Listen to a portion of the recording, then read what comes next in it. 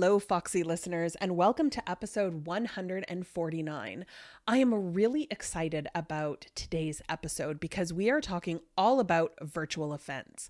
And I don't even have one, I have two amazing guests, Blue Melnick and Bari Baumgartner, who are going to talk to us all about virtual events and hybrid events. So you are going to learn how to harness the power of virtual events for any size list, budget, or production. We're going to talk about what makes a virtual event successful, as well as the most common mistakes that people make, and a little bit about the future of virtual and hybrid events. There is so much jam-packed in this episode. You are going to want to make sure that you have a pen and lots of paper. So let's jump right in. I'm Tanya Fox, and you're listening to Fox Talks Business Podcast. I started my career in the corporate world, but always played to my own tune and loved to think outside of the box. This didn't always serve me well with the bosses, so I made the decision to become an entrepreneur. And that little seed of entrepreneurial curiosity continued to grow as I branched out into retail, service, and franchise businesses. Now, I have been fortunate to have amazing successes in the last 2 decades, but they did not come without some really big failures and even bigger lessons learned. And that's why I started this podcast, not just to share the failures, but to show you how you can turn every failure into a success. We're going to hear from some amazing humans from around the world that are going to share their stories of the good, the bad, and the motivational entrepreneurial life has to offer. After all, life is too short to make all of the mistakes yourself, so why not learn from each other? And of course, we're going to have some fun, because as I always say, well, you know what? I'll tell you that at the end of the episode. So Foxy listeners, thank you so much for tuning in today. Today is extra special because not only do I have one, but I have 2 guests. So I would like to welcome to the show, Blue and Bari. Thank you so much for coming on the show today. Thank you for having us. We're super excited to be here. So tell the listeners a little bit about your path. Yes. Wow. What an interesting one. Yeah. Yeah. I mean, trying to keep it like the shortest path possible. The 13-second version? Yeah, the 13-second version. Well, so let's do this. Bari started a small event company in 2004, and it was an in-person event company at the time. I married up and married in and joined the company sometime in 2010 approximately. And we were plugging along fairly well, doing somewhere between 20 and 35 events a year until March of 2020 happened. And we all know what that brought, which was a hard stop, not only to most of us from a, just social perspective, but in our business specifically, it was a hard stop. Right.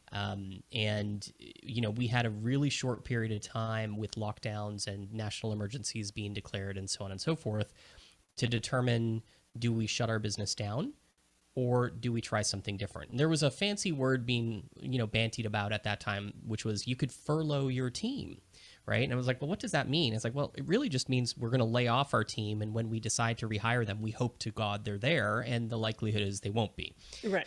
So we didn't want to do that. No, and I think it's interesting. Our bread and butter is speakers, authors, course creators, influencers who are using the power of a live event to launch a high-ticket offer, a coaching program, a service, a done-for-you program or service, a mastermind. And so the ripple effect of course, it impacted our business. I mean, this is what we do. And if live events go away, then we don't have anything to do.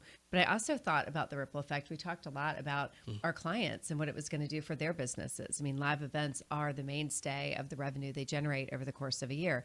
And then there is the attendees that they serve who come together often repeatedly, like year after year. We get a lot of repeat attendees for a really well-run event. And new people coming in who are getting exposed to new ideas and new opportunities and new ways of life and business. And so we really believe we're changing the world one live event, one attendee at a time. So if COVID was going to kill live events, we have to do something new. What could we do? Yeah, so we had this idea. We had done live streams of live events in the past, but for the type of events that we did, they never really yielded the results that our clients were looking for. So we said, how can we approach this a little bit differently? And I had what I often refer to as my shower idea. I don't know about you, but I get great ideas in the shower. Yep, that's my best place. right? It's fantastic. And I've often actually thought about putting a whiteboard in the shower. That's interesting. I have not heard this. I've also Actually- seen these little recording devices that hang from shower heads. Yes. Kids crayons. They actually have tub safe kids crayons, and you Now we're just talking. put a sticky cup and then you can write on the shower. Okay. All so right. smart. It works. I I'm getting see there. this happening. How- yeah. Coming to a shower near us. However, there are a lot of photos on my phone of my shower wall so that I remember what it was that I wrote before it fades.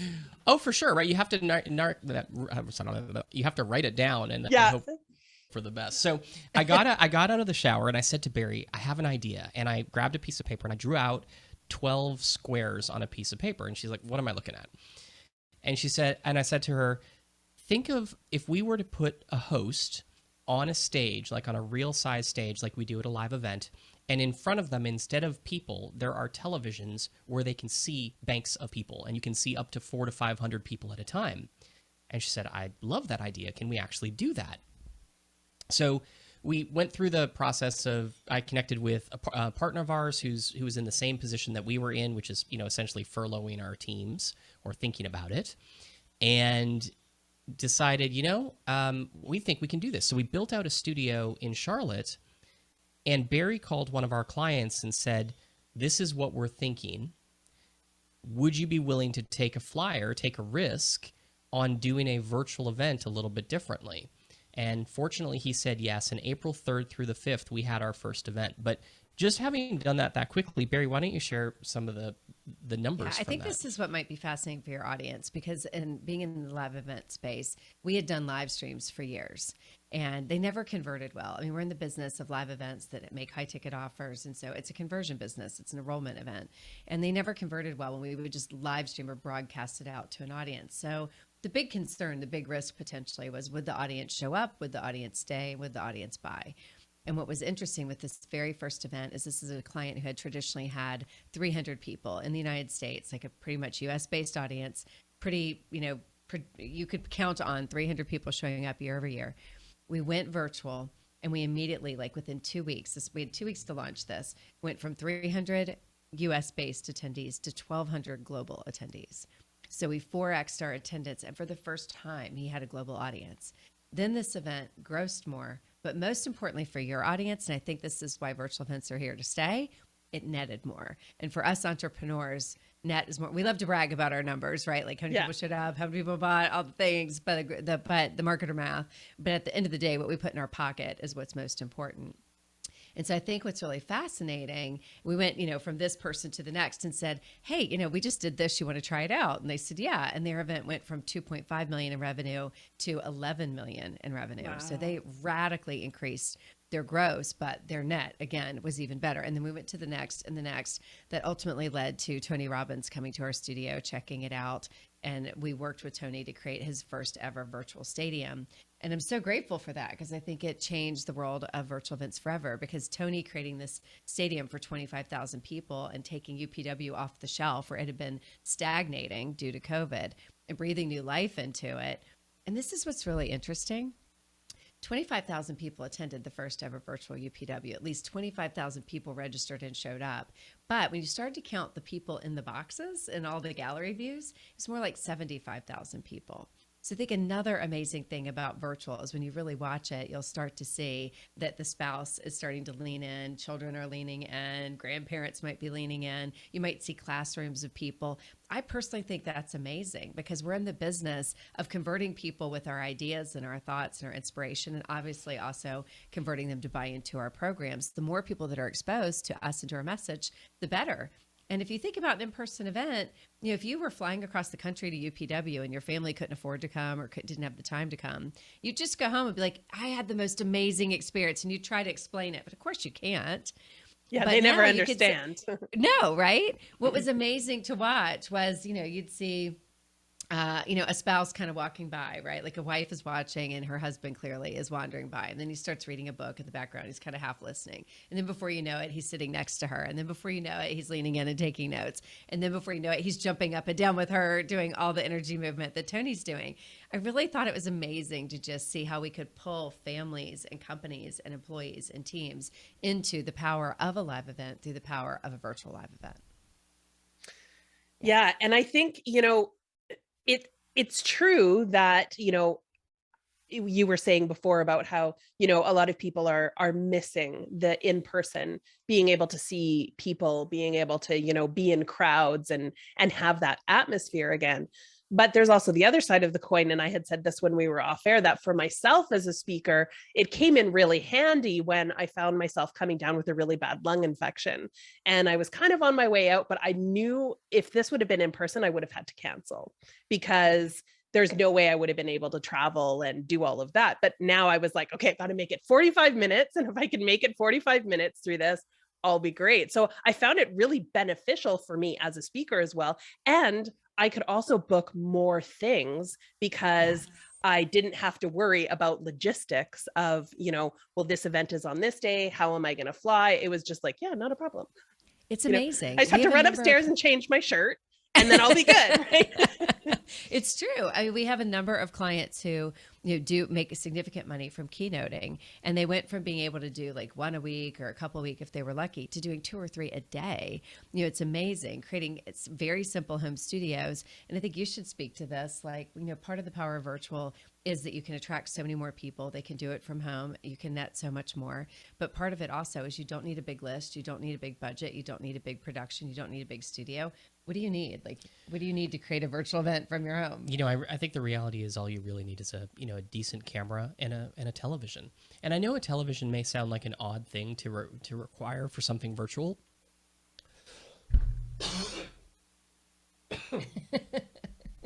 But I'll explain. But what we think, so here's something that I think really made a difference with our virtual events, and it ties into what Blue was talking about. When Blue first mapped out that shower vision of the 12 TVs, because of the space we're in, we always approach virtual events from the perspective of the host before the attendees. What does the host need to feel really good about what they're doing? What does the host need to feel and be fueled by the energy of the audience? Because it's a big part of what drives our speakers. And so as we were first putting this together, I think so many of the platforms out there, the focus is really on the attendees and what they want and what they need. We focused on what the host would need. And that's where those TVs came in, those gallery views came in. Is what is the closest replica to having the audience in front of you and seeing their reaction. And so we use the simple platform of Zoom. I mean, it's the most affordable thing you can possibly use out there. It doesn't require you to be a tech genius to use it. 350 million people are on Zoom at any one time, not 350 million users, 350 million people around the planet are on Zoom at any one time. And courtesy of COVID, kids, grandparent, any age knows how to use Zoom. So by building it on that platform and focusing on the host first and really thinking about how can I see you? How do I see your name? How do I unmute you, talk to you? If you really think about it, if you were doing a keynote to an in-person audience, you would probably see the first 2 rows of people. Maybe you could see the first 5. After that, it's a blur of heads, right?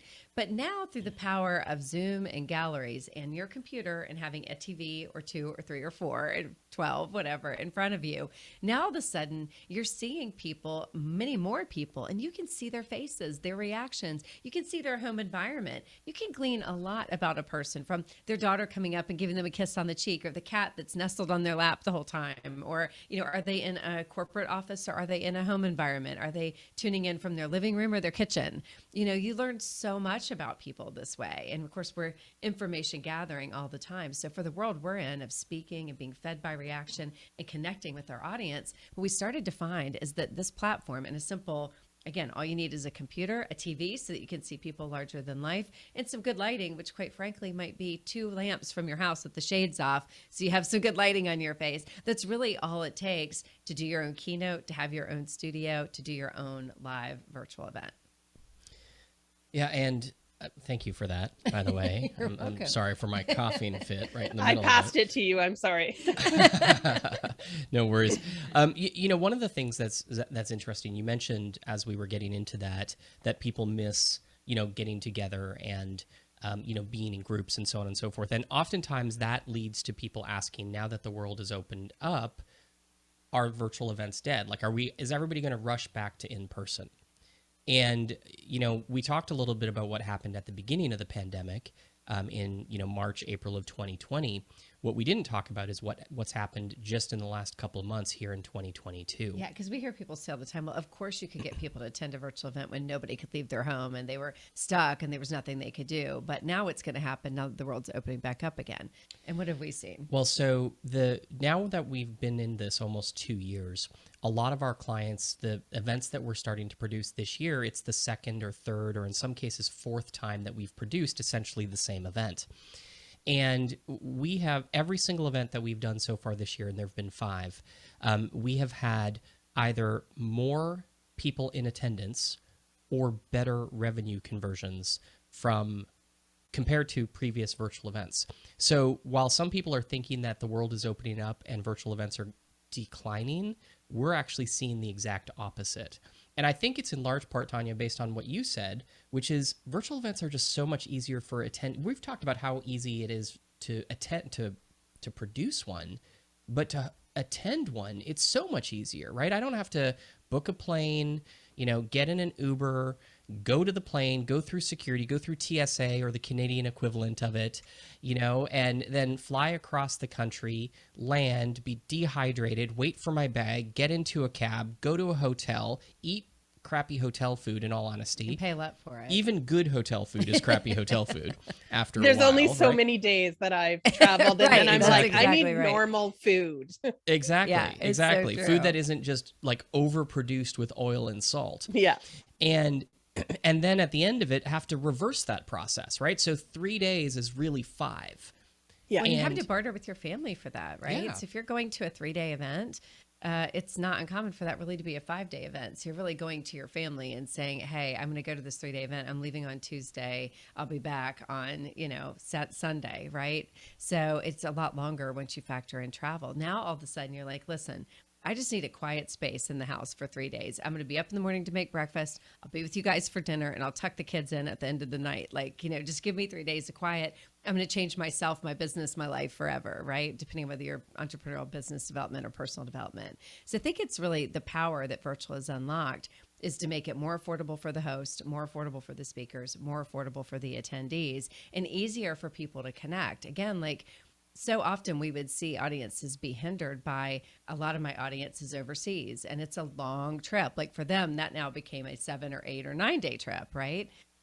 Plus the whole time change. Now all you have to do is reset your body clock from your own home, which is a lot more comfortable than having to travel around the world to do it. So it's really opened up a more global audience for a lot of our speakers and our hosts than they had before, because it's lowered the bar. It's made it so much easier for people to say yes to signing up for that event and not having to take as much time away to do it.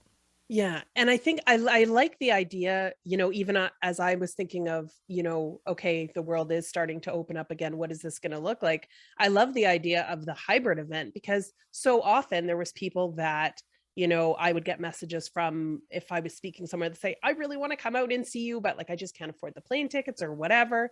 And so I knew that all those additional costs, the hotel, the travel, the food costs and everything takes away from me being able to convert them into one of my programs. Cause of course they're doing that math in their head. Right. Like, I've already spent $2,000 on this. Like, how much more It's am I so going to kind of true. fork out? Can we talk about hybrid? Because I think Yeah. that's like on everybody's mind right Yeah. now. It's like, well, if in-person was great and virtual was great, then we'll be even better is to put them together. And we're experimenting with some of that right now. Yeah, I'm going to tell you, just as a starting point, for most people, a hybrid event, while it sounds awesome, is actually a horrible idea. And I know this from having produced multiple hybrid events. And here's the challenge. If you've hosted an event before, you know how difficult it is, right? It takes a tremendous amount of effort as the host, the person to get up on stage, to actually speak for 2 or 3 or 4 days, or however long your event is. And just to, generate amazing content and amazing connection and community is challenging at its best. And what you're doing with a hybrid event, unlike a hybrid vehicle where the battery engine or the electric motor and the gas motor actually work together to push the same vehicle forward, with a hybrid event, you're actually having two events at the same time for two audiences who are having incredibly different experiences, right? So the people in person who are connecting and they're having one experience, the people at home are having one that it doesn't even, outside of the content they're consuming, how they're consuming it is different. What they do in between it is different. Their networking is different. Everything is different. And what we've found is the only way to really do it is to treat them like two separate events that are happening at the same time. But even then, what winds up happening for one of your audiences, and it just depends on who you put the most focus on, is the other feels as though they are now watching an experience rather than taking part in it. Right. And part of what converts people into programs, like you said, is actually taking part in a joint experience. That's amazing. And one of the reasons that live stream didn't used to work and didn't convert back when we were doing it in 2015, 16, 17, 18 is because everybody who was watching a live stream was watching other people have an experience. Yeah, it's a very passive viewing experience. And it's funny, when this first happened, we did our very first hybrid event. We invited a small audience of elite members to come, and it was about 40 people come be in person at the event. And we had about 1,500 in the virtual space, in the virtual event. We had a warm-up session for the in-person audience and said, just a reminder, we're going to be focused on our virtual audience, but you're here in the wings. You'll be able to see and experience. We'll do Q&A with you afterwards that only you'll be a part of. It's going to be amazing. Both of you are going to get to experience the same thing, but one virtually, you in person. Awesome. We started to watch over the course of the day that the in-person audience went from laughing out loud and clapping to increasingly becoming more passive, the way you would watch a movie on your sofa. You might internally laugh at something. Rare, it has to be really funny that you're on your sofa laughing out loud at the movie, right? Or clapping at the movie, right? But in person, you might do that. So we started to watch the audience that was in person become increasingly passive because all the focus was on virtual. So our next event, we actually did a hybrid event, and we had the audience right in front, and we had screens above so that you could see both. You could be focused on both audiences. What happened to the speaker was almost always they would gravitate to the in-person audience. So when you put the in-person audience right in front of them, you can't help be drawn to the person who's right in front of you versus the ones who are on the screens. It wasn't until we ran them side by side, the way Blue mentioned. We had two MC. If you just go through all the nuances, because I think it's kind of interesting, you have an in-person registration and you have a virtual tech check. You have an in-person MC and you have a virtual MC. You have in-person exercises. You cut to a different MC who does virtual exercises. You have an in-person meal break. You think about the average hotel, you need probably 90 minutes for a meal break, right? Because they have to get up, use the restroom, go to the restaurant, or find their way down to the ballroom where lunch is being served, consume it, get up, pay, whatever, all those things, and get back. The virtual audience is going to their kitchen for lunch. So if you give them a 90-minute break, you've lost them. So what we would do is host a separate track during the meal breaks for the virtual audience while the in-person audience took the time they needed to eat. So you can start to do the math on all of this. You do an exercise, you do roundtables, you do a handout. You do a handout in the room, you have to have a digital handout for the virtual group. Just everything you do is times 2. So you just have to factor that into pricing and which is fascinating. Expensive in time, team, and resources. So it can be worth it, I think. But I think it's going to be for your high volume providers. I think once things shake out in 2022, what you're going to find is instead of a hybrid event of running them side by side, is these are my in-person dates and these are my virtual dates. And you can choose between them. Which one you like. More affordable economic way to go. Yeah. So let's talk about what makes a virtual event successful and what some of the common mistakes are that people are making. Because I'm sure there's a lot of people that are listening that are like, okay, I really want to do this virtual one because I don't want to take the time away and I can make more money. Because let's be honest, that's usually what it comes down to. Well, so I think what's there are 4 interesting, non-negotiables, right? Well, so let's before we get into that, here's the reason why I think virtual is here to stay. I think many entrepreneurs, your listeners are probably included. I know Bari and I are this. I think you are this just based on the conversations that we've had thus far. One of the reasons that they started their business is because they want to make a difference. right? They not just in their own life, but also in the life of their clients. And another word for that is impact. They want to have a bigger impact in the world. And one of the things that virtual events bring you is greater reach, because your live events go from being in person, regional, maybe national, maybe if you're Canada, you have some Americans crossing the border, but for the most part, they tend to be regional or national. And now all of a sudden, your audience is global. And as a result of having a global audience who doesn't have to get on a plane or stay in a hotel to come to your event, you have greater impact. And as a result of that greater impact, you can also generate more revenue, right? Because you have more people who are accessible to you, more people who can come to your live events, and then more people say yes as a result of scale to your programs or services or offerings that you're producing or that you're making available at your live event.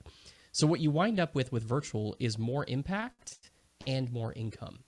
And for that reason alone, I think virtual is here to stay. And I think in-person has a place. But for those of us who are hosting an event to enroll people into a program, service, or offering, the only reason to do it in person, truthfully, and I mean this in the best possible way, is ego-driven, right? Because if you're going to have a greater impact virtually and you're going to have more income virtually, the only other reason is because I feel better being around people, which is ego-driven.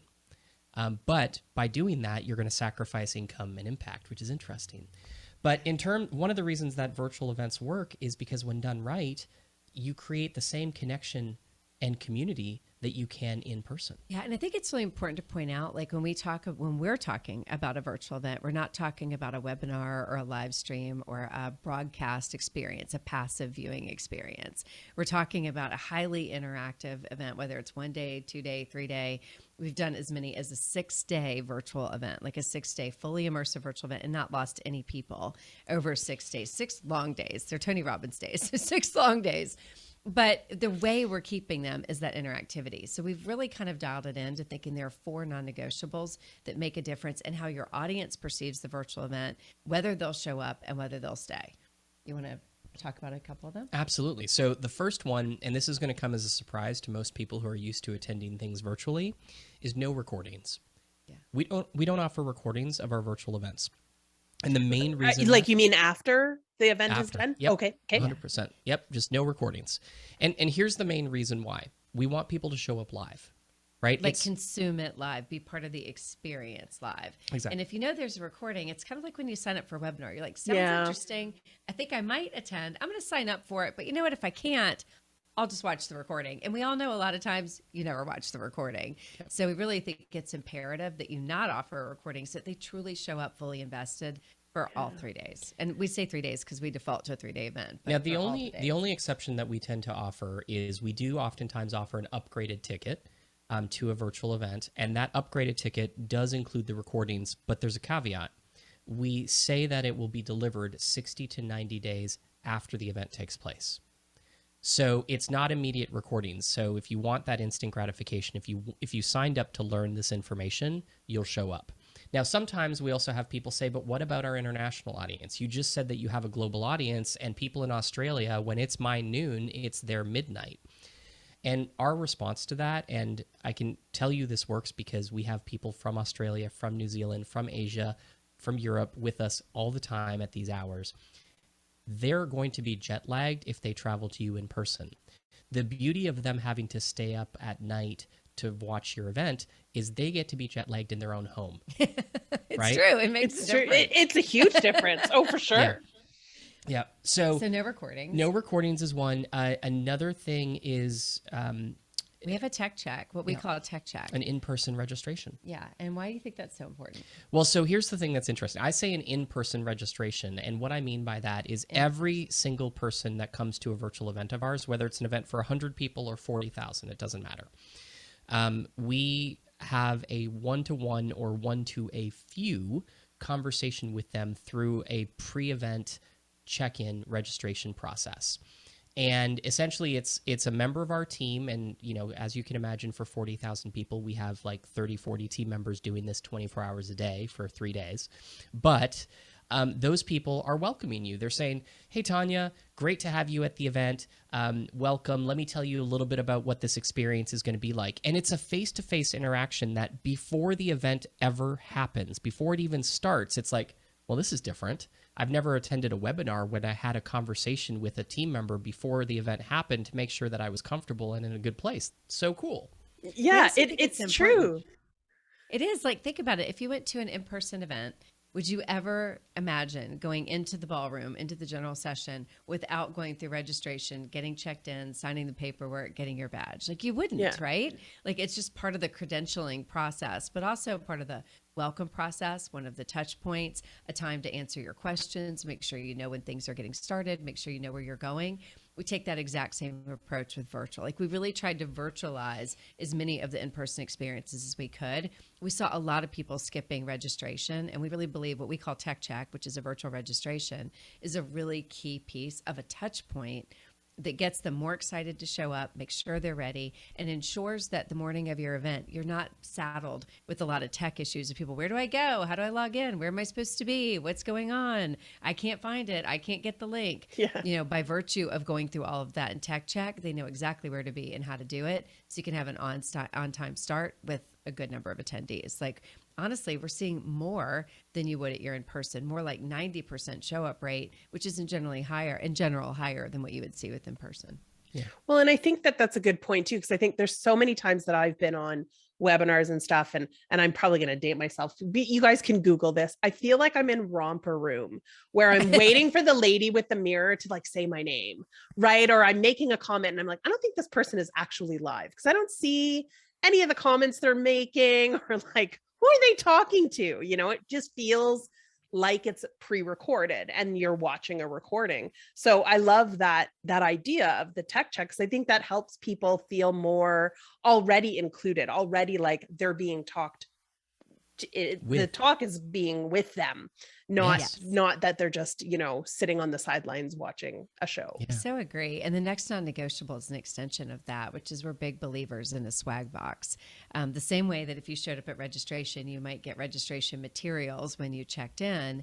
We think the week of, and that's key, like the week of the event, having someone knock on your door and hand you a box or an envelope that has stuff just for you for the event is the best way to have people show up. We call them wow boxes because the goal isn't just to fill it with things that people throw away, which, by the way, is an in-person pet peeve of mine too. Like, nobody wants more stuff they're going to throw away or leave in the hotel room. So the goal is to put things in there that they're going to use during the course of your virtual event. Yeah. A journal, a workbook, a pen, stickers, sticky note pads, you know, little gifts for them. We've had people do energy bites and, you know, Starbucks cards, but you don't have to spend a lot of money on it. The key is that somebody is handing you something the week of the event that is a like tactile reminder of the event.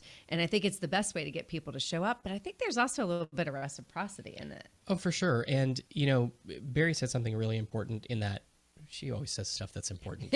I say about my wife. But she says something really important there.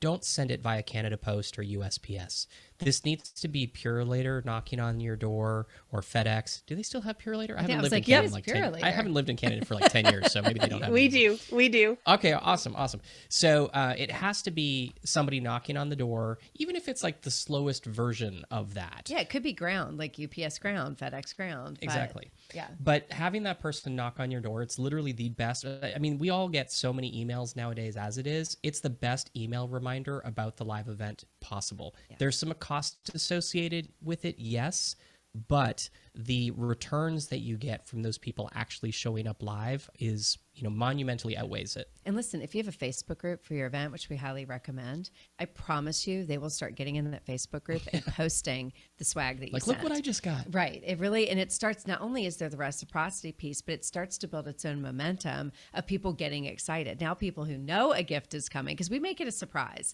It's not part of the deliverables. It's our way of reminding you to come to the event. So it's not a deliverable. It's a surprise you're getting. And you start to watch the energy build of like, where's mine? Where's mine? People have unboxing videos. They post creative ways of staging their swag. I think it really takes on a life of its own and really enhances the number of people who get excited to show up, do show up on time, and then stay. Yeah. Which Well, leads to, how do we get them to stay? Yeah, go yeah. ahead. And I love that idea of continuing to do that, because for me, one of the things I speak on the most is collaboration. And without the in-person events, that was one of the things that even I was like, we need to keep that going so we can keep collaborating with these other companies to help them get their product out, to also help us to have something deliverable.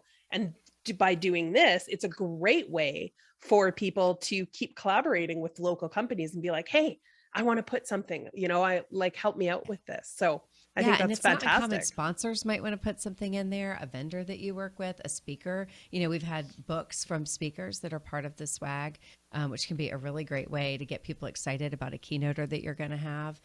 There's a lot of creative ways to use it. And then once you get them, we've been talking a lot about how you get them to the event, get them excited for the event, get them to show up for the event. Now it's about the last non-negotiable is how to get them to stay for the event.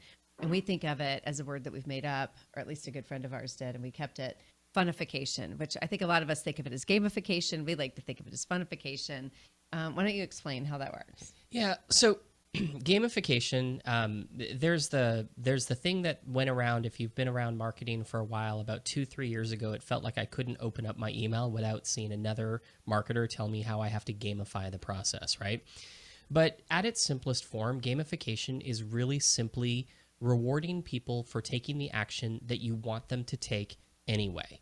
So if you think about live events, we've been gamifying live events forever. For those of us who have hosted or attended live events, you know that there's this thing oftentimes with live events where if you show up right as the session is going to start, the MC is on stage and they're pulling a name out of a hat or out of a fishbowl, and then they're giving that person like a prize, like you get a Yeti or whatever. And the reality is they're just gamifying that process at that time. They're gamifying a process at that time. And what they're gamifying is you showing up on time. I'm going to reward you for taking the action I want you to take by enrolling you. Right, exactly. Exactly. So we were like, how could you virtualize that so that people not only show up, but stay with you? Well, this is one of the things that's actually easier virtually than it ever was in person, because with virtual, there are websites there are tools that you can use to track what people do inside of your virtual event, when they submit an exercise, when they download a resource, when they go to a page on your website and interact with sponsors. You can give them points. You can do it with plugins for WordPress. There's one called GamiPress, which is pretty cool. And easy. Yeah. And then of course we also have built that directly into the platform that we created for virtual events. So it's a really important thing to do, because people just love being rewarded, and it even if it's just magical points that don't get them anything, it almost doesn't matter. Yeah, and it could be as simple as you give them an action to do, like post the answer to this question in Facebook, in the event Facebook group. Then you literally take all those people, print it out, cut them into strips, put them into the bowl, pull a name, and give a gift away. Like, that's gamification, funification on a really simple level at your virtual event. Yeah. Doesn't require a Doesn't fancy mean high-tech, dashboard or GamiPress, but you could take it to the next level and add the tech. But the key to this isn't about the tech. It's about the experience of rewarding them for showing up and taking action. So, and the rewards get bigger as the event goes on, so they're more likely to stay till the very end. What's that has translated to, and I think this is amazing about virtual, because people are having that experience, they don't have to catch a flight, they don't have to get in a cab, they don't have to check out of a hotel room. We're seeing people stay until the end of the event. Right. Because that last day was always right? Like the after end of the last day. Yeah, you never wanted to be the speaker on the last day. No. You could get to a point where you go, I don't speak on the last day. Exactly. Like, there's like 10 people in a room of 100, and you're like, where did everybody go? And everybody's tired and grumpy, and Yes, it's so true. But now they're at home. They're not having to catch any flights. And as long as you deliver amazing content and a great experience, I promise you they'll be with you till the very end. That's pretty cool. Yeah. That's awesome. So if someone is out there, let's talk maybe for like someone who has never hosted a virtual event before. What are a couple of things that they should be prepared or start preparing to go ahead and do it? Because I know there's a lot of people that are now trying to pivot their business into something like this.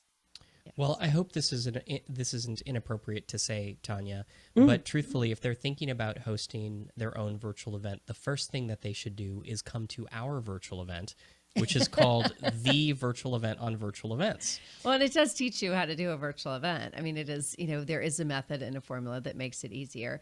But I also would just want them to think about this. Like, you don't have to wait on the sidelines to do a virtual event. One of the most amazing things for you, if you're an up and coming event host, if you've been dreaming about having your own stage, if you've been waiting for someone to invite you to speak on their stage, you don't have to wait anymore. You can literally create your own stage in your living room, in your home office.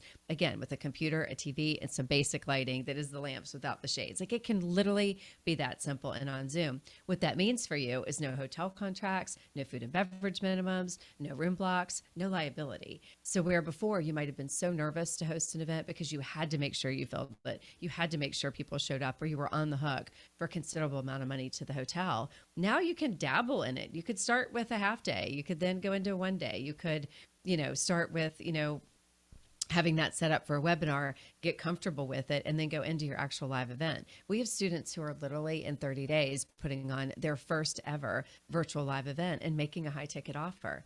So we've been saying right now, we think it's the democratization of live events, because even people who don't have a big list, don't have a big budget, don't have a big production, don't have a big studio can still pull off a virtual event virtually overnight. And we've given some examples that are really, really big on this call or on this podcast so far. And what I want to share with you, Bari said earlier, it doesn't matter if it's 550, 500, or 5,000. And it really is true. We have a client whose name is Sandra, and she's done 3 or 4 of these at this point, where typically she has less than 15 people in attendance. But her most recent event had 12. And she generated $92,000 in revenue from making a high ticket offer from her living room. And here's the kicker: she's in her 70s. Yeah. So she is. And it's better. She teaches people how to draw. Yeah. We're not talking about, I'm going to teach you how to build your business, right? This isn't a dimes to dollars kind of offer. Right. This is, I'm going to teach you how to draw. She teaches for 3 days and then offers a more intensive experience for the next 6 months. And people say yes because they love the process and want to learn more. Yeah, I think it's really fascinating, and I think, again, what's really interesting right now is people feel more isolated, more out of control, more adrift than ever before. And events have always been about community. So what's amazing about the power of a virtual live event is the service that you're doing for your right fit client, for the person you're trying to serve, who might be anywhere in the world, feeling isolated and waiting for someone to light up and lead the way, whether it's drawing or health or wealth or happiness, whatever it might be that you specialize in. Your person is out there waiting for you. The audience that you're meant to serve is out there waiting for you. And the fact that now they can connect with you and a like-minded community through the power of just logging into a Zoom meeting is pretty incredible. Yeah, it's pretty awesome. Well, and thank you for that example, because I think that's sometimes what stops people is they think like, I don't know thousands of people to invite. Like, I'm just going to have all my friends and family, kind of in the room. And so they don't do it because they figure they have to have those huge audiences, to get a conversion. And oftentimes the word, we actually get caught up by the word, right? The word event. I think for the most part, when I say event, most people think big room, right? And I haven't come up with a better word for it yet, or I'd start using it. But for the most part, what we're really talking about is potentially just small gatherings of people of like mind, learning a specific thing, right? That's what we're talking about. Like demystifying it a little bit. And I have to tell you too, I think so often the people that we admire or that we want to emulate, we're looking at events of, 500, 1,000, whatever, 5,000, They didn't whatever. start there. They didn't start there. You can't find a single example. These event hosts, we work with some of the best speakers, authors, course creators in the industry, from Tony Robbins, Dean Graziosi, Jeff Walker. I mean, the list goes on and on. And all of them started small, right? You have to start somewhere. That's why the democratization of live events is so important and powerful, because you don't have to wait to be big.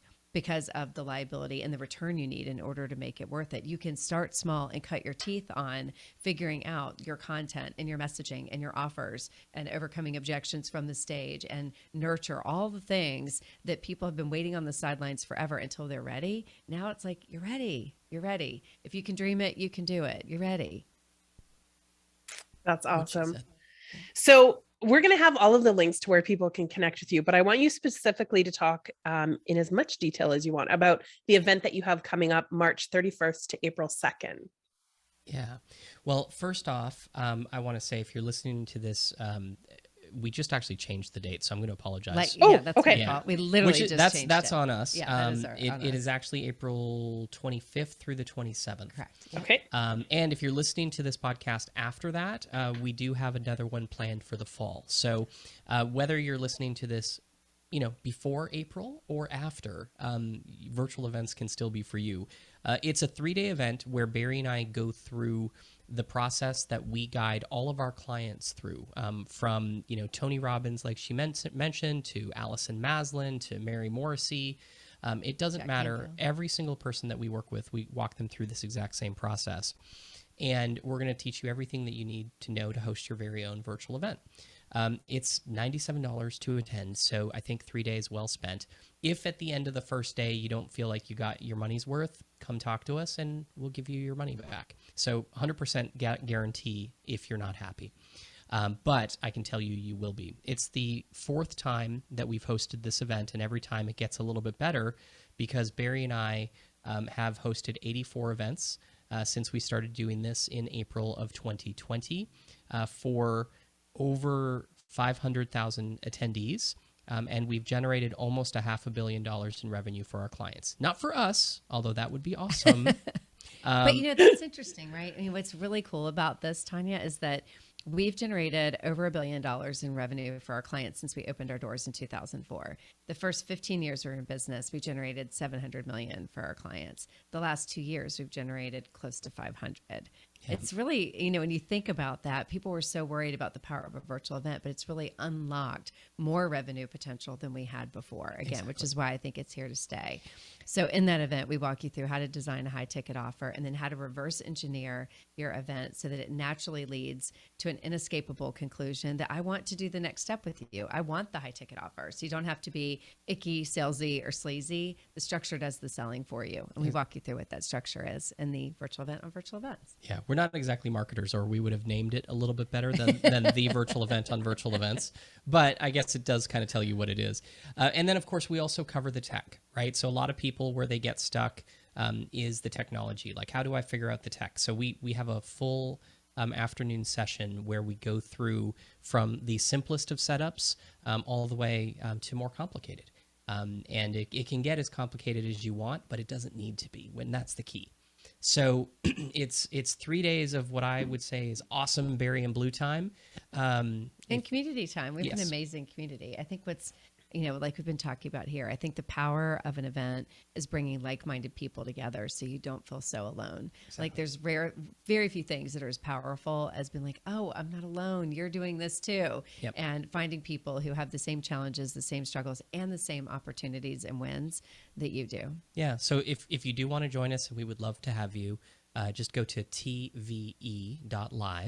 Or .live, I guess. But TVE stands for the virtual event. So tve.live. And come join us. And even if you don't join us, get out there and do a virtual event. Like, it's time. Like, you're ready. You can do this. I love that. So let's, just before we go, I would love if you had one piece of advice that you could give somebody who's thinking of this way, or even somebody who's maybe a veteran. What would that be? I think the biggest thing to remember, especially for veterans, oftentimes when people think of virtual events, they think of webinars, they think of launches, they think of challenges, they think of masterclasses, maybe summits, and all of those are awesome. But there's a problem with them, and that's that they're not live events, which is why live events have always existed. So what you want to do, and where most people make a mistake, is they think of their virtual live event more like a summit, launch, challenge, webinar, etc. And what you really want to do is think of it more like a live in-person event just virtualized. And what we don't do, one of the things that we don't do when we produce an event is we don't shorten it. We still have 90-minute sessions. We still have lunch breaks. We still have breaks in between sessions. And it's still a full day. Our events start at 11 o'clock in the morning and they go all the way through 7 or 8 o'clock at night, Eastern time. So they're long days. We don't shorten them. And we don't shorten them because the structure that we use is the same structure that we used for in-person events. In fact, our in-person events are about 80% the same as virtual. The 20% that's different is just the technology that's used and how we connect. The touch points are a little bit different. So it's an easy leap is what you're saying. It's like if you're a veteran and you've been doing in-person events, it's an easy leap without compromising content, connection, or community. Assuming you don't look at your virtual event like a webinar or live stream or challenge or summit. You have to look at it like an in-person event. Yeah, interactivity is critical. And then I would just say, don't let a day become a week become a month become a quarter become a year, and a year become a decade. We call this in our space a day becoming a decade. And it's that thing of like, someday maybe I'll do this, when I'm ready, when my list is bigger, when I have more money, when I've lost 10 pounds, when I've been on video longer, when whatever, right? And I think what's really amazing about this. I could use to lose 10 pounds. Anyway, sorry. The COVID-19. Yeah. There's no time like today to get started. If you know that you have an incredibly important message or mission that you're trying to get out into the world, there's nothing more powerful than a stage to do it for you. Mm-hmm. And if you've been sitting on the sidelines waiting for someone to invite you to a stage or pay you to be on a stage, or you're waiting for the day where you think you can afford to create your own stage, like that day is today. If you take one thing away from today, I hope you take that away, because it really is like right within your reach. And it's a game changer for you and for your audience. In fact, we often look at an event, if there is a way to like a new word for an event, we think of it as a purpose-driven payday, meaning there's purpose and there's payday. There's impact and there's income. You can have both. And the easiest way to have it is sell for 3 days and serve for 362. It's possible. You can do it. I love that. Purpose-driven payday. Had to write that down. I love that. That's great. Well, thank you so much for taking time out of your day, Blue and Bari, to sit and talk with us. I think there's so much information that you gave not only in this episode, but I am really excited to join the live event as well. And $97 is, that is nothing compared to, what you would pay if you would have to go in person, for one. Right. And to be able to get this, dream off the ground. And I think now is the perfect time, get in on the ground and get started now and make all your mistakes and move on. You got it. So true. You got it. Thank you so much for having us, Tanya. It's been a pleasure speaking with you. It was so amazing to have Blue and Bari on the show. So thank you to them again for all of the insight and great information that they gave. And I really hope you guys will join me. I already have my ticket for the virtual event, April 25th to the 27th. So you can head to our website at foxtalksbusiness.ca. Click on blogs on the left-hand side of the page. You will see this episode, all of the links that you can register for this event. I am really excited about all the stuff that, that I'm going to learn there, and I can't wait to see you there. So make sure that you go and use those links and sign up right away, because tickets are going really fast. So I hope to see you all there, and make sure that you let me know, message me on social media or email me and let me know that you're attending, so I make sure that I look out for you. And that I also watch for your virtual event that you're going to host. So I'm really interested in seeing what we all create. So no matter what you're doing today, I hope that you really consider how you can use virtual events to further your business. And while you're doing that, make sure that you find some time to have fun. Because as I always say, if you're not having fun, why are you doing it?